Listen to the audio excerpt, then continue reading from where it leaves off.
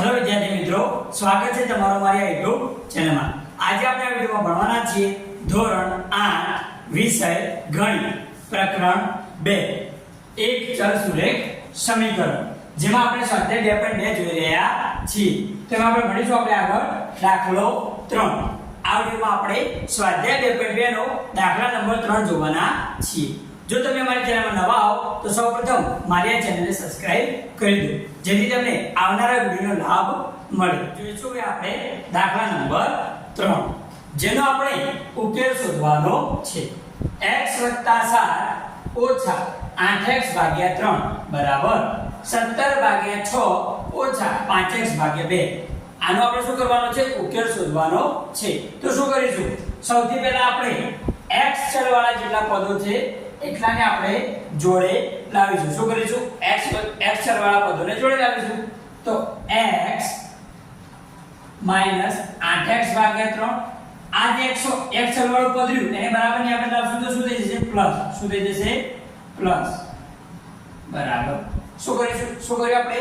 ડાબી બાજુ બધા x ચલવાળા પદો ભેગા કર્યા। કેવા પદો ભેગા કર્યા? x ચલવાળા।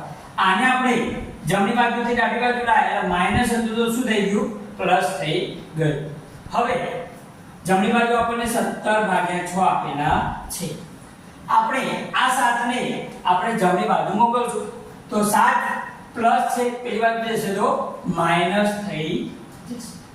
હવે આપણે x ને આ રીતે લખી શકીએ x / 1 માઈનસ 8x/3 વત્તા 5x/2 બરાબર 17/6 અને 7 ની નીચે પણ 1 લખી શકીએ। આવું કેમ કર્યું? તો અહીંયા આગળ આપણે 1 કેમ મૂક્યો? તો આ ત્રણનો માઈનસ એટલે કે બાદબાકી અને સરવાળો કરવા માટે, જેથી અહીંયા આગળ છેદ સરખાવવા માટે શું કરીશું? આપણે 3 નો પહેલા લસા લઈશું। શું લઈશું? લસા લઈશું। આ બાજુ પણ આપણે એવું કરીશું, બરાબર? લસા લઈશું। તો 1 3 અને 2 આ 3 નો લસા કેટલો થાય? તો 3 અને 2 નો લસા થશે 6। એક તો ગણાય નહીં। 3 અને 2 નો લસા કેટલો થશે? 6। કેમ કે બંને અવિભાજ્ય સંખ્યા છે અને અવિભાજ્ય સંખ્યાનો લસા કેટલો થાય? બંનેના ગુણાકાર જેટલો, એટલે કે 3 અને 2 નો લસા થશે 6। તો એનો મતલબ એમ કે ત્રણેયના છેદમાં આપણે 6 લાવવાના। કેટલા લાવવાના? 6 લાવવાના। તો સૌથી પહેલા આના છેદમાં 6 લાવવા માટે કેટલા વડે ગુણવું આપણે? 6 વડે। તો ઉપર પણ 6 વડે ગુણીશું। અહીંયા આગળ 3 આપેલા છે, 6 લાવવા માટે કેટલા વડે ગુણીશું? 2 વડે। કેટલા વડે? 2 વડે। તો ઉપર પણ 2 વડે ગુણીશું। ત્યારબાદ અહીંયા આગળ 2 આપેલા છે, એને 6 લાવવા માટે કેટલા વડે ગુણીશું? 3। 2 તરી 6। તો ઉપર પણ 3 વડે ગુણીશું। આ બાજુ 17/6 આપેલા છે। હવે જોઈએ 6 આપેલા ને 1 આપેલા। અહીંયા આગળ 6 આપેલા એ શું લાવશું આપણે? 6, કેમ કે 6 ને 1 નો લસા 6 થાય। તો અહીંયા આગળ આપણે પણ 6 લાવીશું। તો 1 ને કેટલા વડે ગુણીએ તો 6 આવે? 6 વડે। તો ઉપર નીચે શું કરીશું? 6 વડે ગુણી દઈશું। તો આવું કેમ કર્યું? તો લખીશું આપણે બાજુમાં 3 અને 2 નો લસા બરાબર 6। 3 અને 2 નો લસા કેટલો? 6। એવી રીતે 6 અને 1 નો લસા, 6 અને 1 નો લસા બરાબર 6। બરાબર? તો જે કર્યું એ આપણે બાજુમાં લખી દેવા।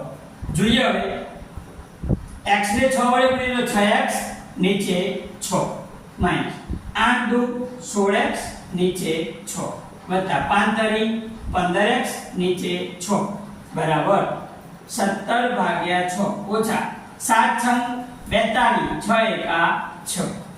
બરાબર? આપણે શું કરે? ગુણી નાખ્યા। હવે આ ત્રણેયના છેદમાં કેટલા થઈ ગયા? 6। કેટલા થઈ ગયા? તો 6 નીચે 6 લખીશું। ઉપર 6x માઈનસ 16x અહીંયા આગળ પ્લસ 15x ભાગાકારમાં તો બધાના કેટલા? 6। આ બાજુ પણ એવું કરીશું, નીચે છેદમાં 6 આવી ગયા તો 6 લખીશું। ઉપરના બેની બાદ બાકી।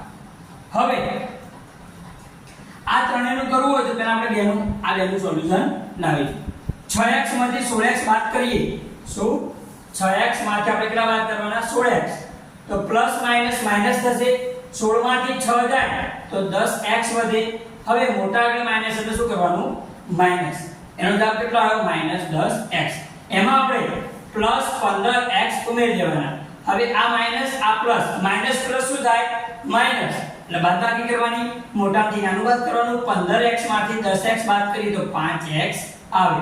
હવે મોટા આગળ કઈ નિશાની પ્લસ, તો અહીંયા આગળ પ્લસ આવશે, એટલે કે 5x આખાનો જવાબ થયો. નીચે છેદમાં કેટલા 6 બરાબર. હવે 17 માંથી 42 ના જાય તો 42 કેટલા બાદ કરવાના 17. કેટલા બાદ કરવાના 17. તો 42 માંથી આપણે 17 બાદ કરીશું તો કેટલા વધશે 42 માંથી કેટલા બાદ કરવાના 17. તો 2 ને જગ્યાએ 12 કરીશું, 12 * 7 જાય તો 5, અહીં ઘટી જાય 1 એટલે 3, 3 માંથી 1 જાય તો 2, 25. કેટલા આવશે 25 ભાગાકારમાં 6. બરોબર. અહીંયા આગળ 42 આગળ માઈનસ છે, તેથી 25 કેવા આવશે માઈનસ. કેવા આવશે માઈનસ. હવે શું કરીશું આપણે x ની કિંમત જોઈએ છે, તો બીજું બધું ક્યાં લઈ જઈશું બરાબરની પેલી બાજુ. ક્યાં લઈ જઈશું બરાબરની પેલી બાજુ. તો 5x બરાબર જોઈએ આપણે x ની કિંમત જોઈએ તો શું કરીશું 5x ની બિલકુલ સામે 6 આપેલા તો 6 ક્યાં રાખીશું ભાગાકારમાં. આપણે આની કિંમત જોઈએ તો એની બિલકુલ સામે જે આપણે ભાગાકારમાં લખવાનું, બાકીના બેનો શું કરીશું ગુણાકાર. શું કરીશું ગુણાકાર. આપણે શેની કિંમત જોઈએ 5x ની, તો 5x ની બિલકુલ સામે જે આપ્યું ભાગાકારમાં લખવાનું, બાકીના બે જે રહ્યા એ ઉપર ગુણાકારમાં.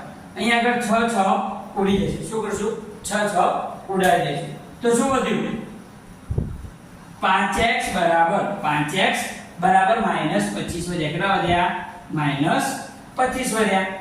હવે આ જે 5 જે એક ગુણાકારમાં છે બરાબરની કિંમત લઈ જઈશું તો ભાગાકારમાં લઈ જઈશું, તો 25 ના ભાગાકારમાં કેટલા જશે 5. કેટલા જશે 25 ને આપણે 5 વડે ભાગીશું તો કેટલો જવાબ આવશે પાયો 25. તો આપણો જવાબ આવ્યો x બરાબર 5, પરંતુ એક માઈનસ છે એટલે માઈનસ જવાબ આવશે. x ની કિંમત કેટલી મળી આપણને -5. આપણે ઉકેલ શોધો. જવાબ કેટલો આવ્યો -5. તો આ રીતે આપણે દાખલા નંબર 3 જોયો. જો તમને વિડિયો ગમ્યો હોય તો વિડિયોને લાઈક કરો, આ વિડિયો તમારા મિત્રોને શેર કરો અને મારી આ ચેનલને સબસ્ક્રાઇબ કરો.